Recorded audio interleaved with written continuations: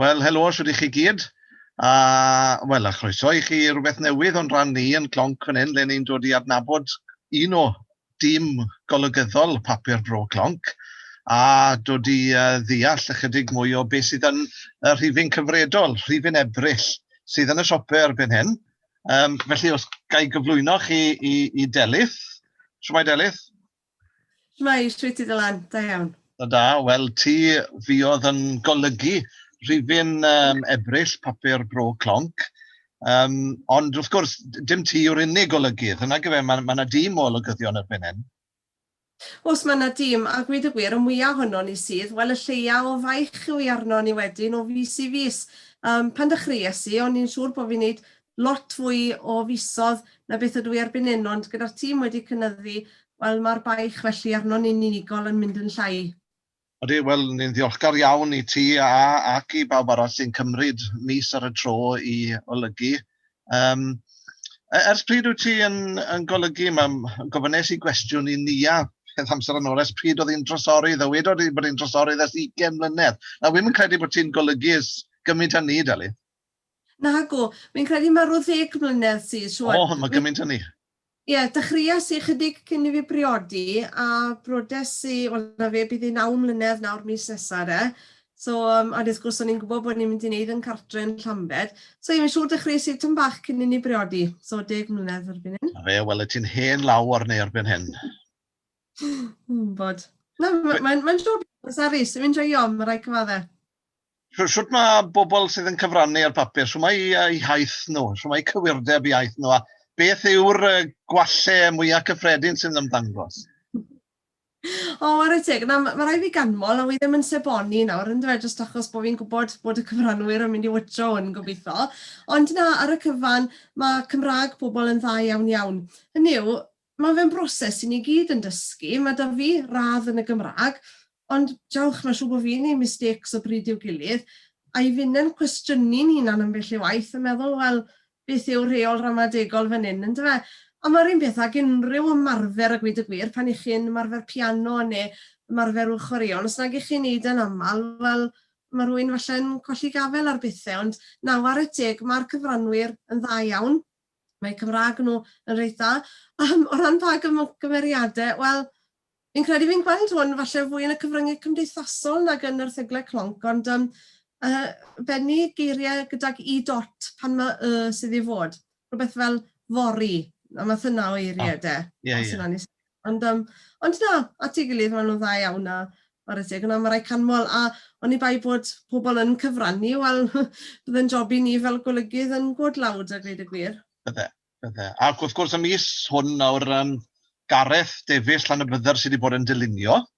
Siwr mae'r broses yn gweithio rhwng y bobl sy'n cyfrannu a'r golygydd, a'r dylunydd, beth yw'r broses?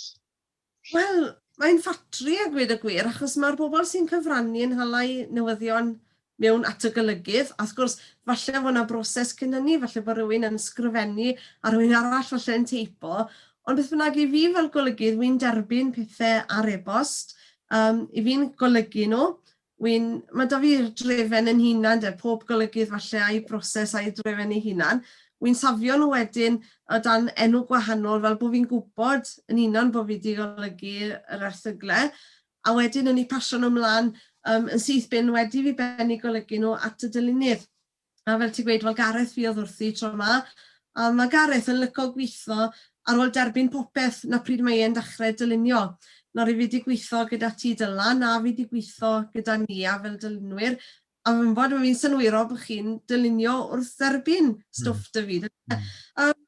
A felly, wrth gwrs, os oes unrhyw un yn araf yn y broses, wel, mae'n bwrw popeth ymlaen y gweud y gwir. A chi fel dylunwyr sy'n cael y baich tryma fi'n teimlo yn y pen draw de. Chi sy'n gorfod cwrdd ar deadline wedyn i benni paratoi popeth yn barod ar gyfer argraffu de.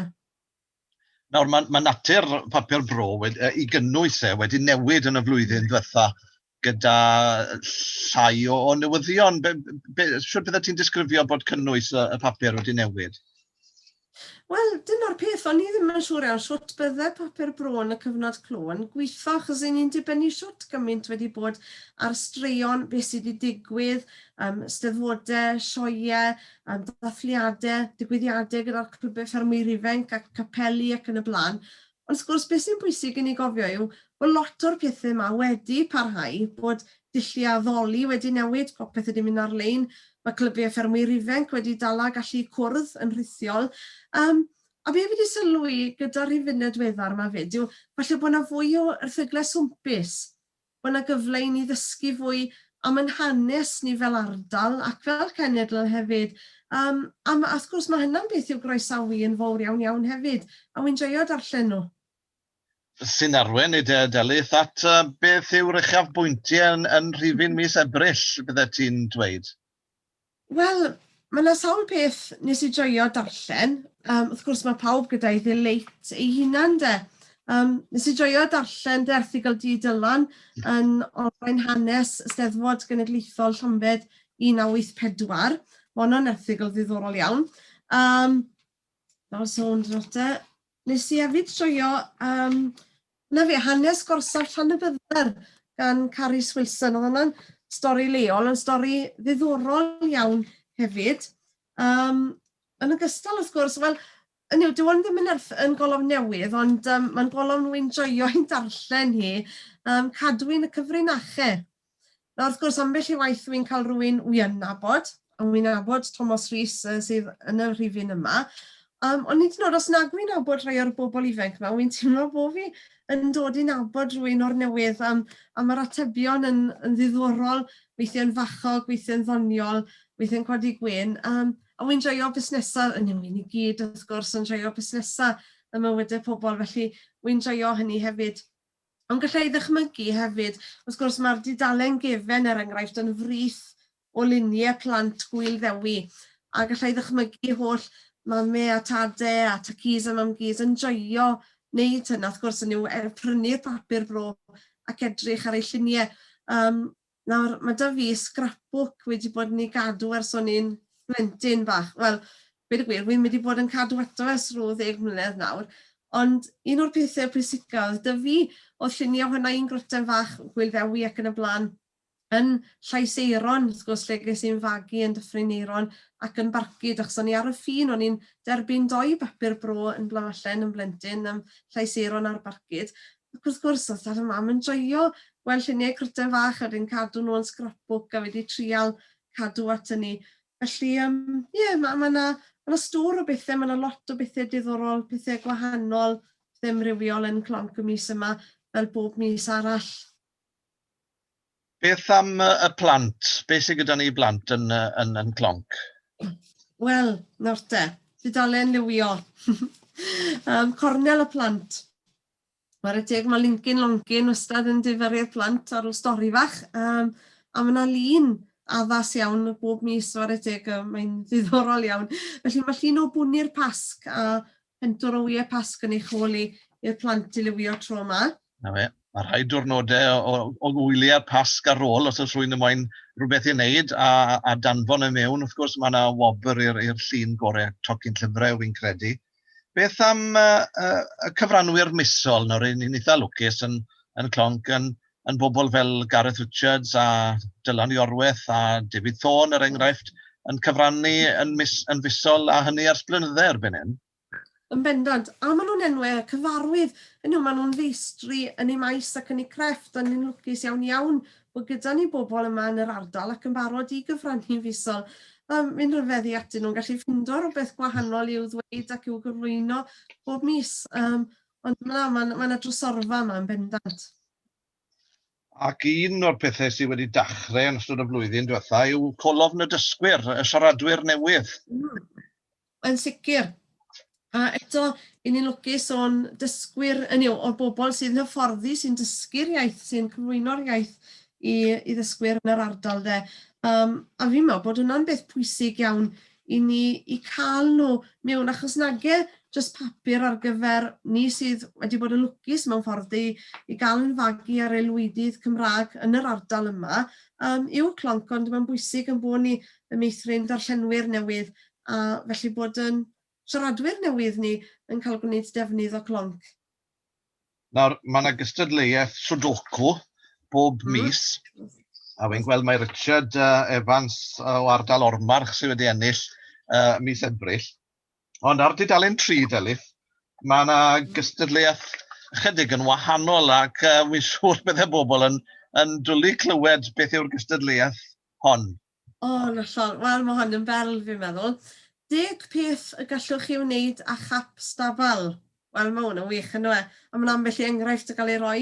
Dal wyau, mynd dros wyau'r bigog, cwato pen moel, cadw hoel allan o'r llyged, gwneud signalau i awyrennau, cario rhywbeth poeth neu oer, lladd pryfed, sychu dipstick tractor, hwylio neu stapler, a marco pan yn mesur rhywbeth ar y llawr. Fel na chi, sawl enghraifft fyna yn gallu ddychmygu bobl yr ardal yn neud hwnna ac yn neud sawl peth arall fyd. Felly fi'n edrych mlaen i weld beth sydd â pobl i'w gynnig hwnna.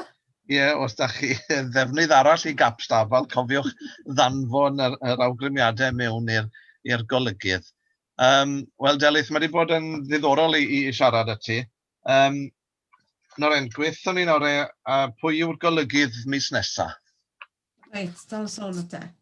Siwan Richards yw'r golygydd mis nesaf. Mae'r erthyglau newyddion a lluniau i fod i law erbyn y wechyd ar 20 o mis Ebrill. A wrth gwrs bydd Siwan wrth i'n fysi wedyn yn golygu.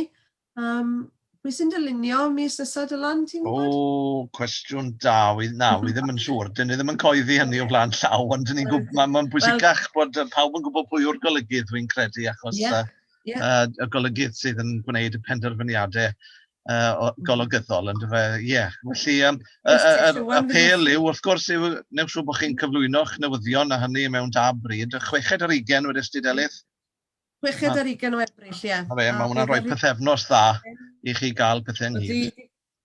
Digon amser i sgwennu a mynd ati. Chybod, ar apel, wrth gwrs yw, os oes yna ryw hanesion, da chi wedi clywed fyna am hanes gorsaf Llanybydder, hanesion hen hanes yr ardal o ddiddordeb mawr i ddarllenwyr clonc, sy'n ni'n meddwl. Ac yn ystod y cyfnod clo, ni wedi cael hen ddyddiaduron enghraifft yn y cyfnod cynnar fyna. Felly, os oes rhywbeth gyda chi yn y dreireg gytre, neu chi wedi dod o hyd i rhywbeth wrth glirio yn ystod y cyfnod clo, a bod chi'n barod i rannu fe, byddwn ni'n gwerthfawrogi hynny'n fawr iawn. Ond, wrth gwrs, bara menyn Papur Bro, Delyth, yw newyddion pentrefi. Bendant. Ydy, ac bod ni'n y cyfnod clo, wel mae yna newyddion yn dal a ddigwydd achos mae yna fabis dal yn cael ei geni, mae yna bobl dal yn dathlu penblwyddi a phenblwyddi priodas, mae yna bobl yn mynd yn sal a wrth gwrs mae'n bwysig yn bod ni'n cofio amdani nhw. A dyna beth sy'n mor bwysig am byti Papur Bro yw yn bod ni'n cynnal yn gilydd a mae yna'n holl bwysig. Wel, ar y nodi na, newn ni adael i Delyth, ond diolch i ti am y gwaith wyt ti wedi wneud ar y rhifyr hwn ac ar hyd y blynyddau. Ewch ati, pawb sy'n gwrando, i brynu'ch copi o ni lawr yn dref yna gynnau a ni'n gweld bod yna gyflenwad dal ar ôl a bydden nhw siŵr o fod ar gael tan bydd y rhifyn nesaf, rhifyn mis Mai yn ymddangos. Diolch, Delyth. Diolch, Dylan. Gwd, a hwyl fawr i chi gyd.